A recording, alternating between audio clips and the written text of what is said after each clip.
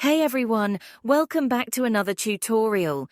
Today let's dive into how to do the photo swipe trend on TikTok. If you're new here, don't forget to subscribe for more tutorials like this in the future.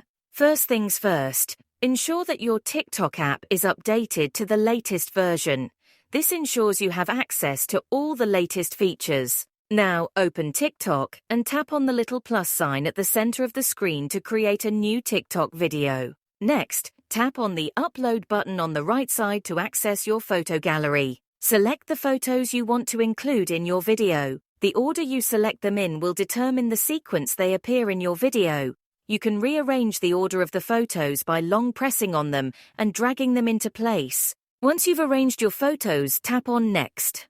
Do not tap on Switch to Video if it appears, as this will not display the photos in a swiping order. If you don't see the Switch to Photo Mode feature, it may not be available yet on your device. In that case, you can either wait for the update to roll out or try accessing TikTok from a different device or using a VPN. And that's it! You're all set to create your photo swipe TikTok video. Thanks for watching and see you in the next video.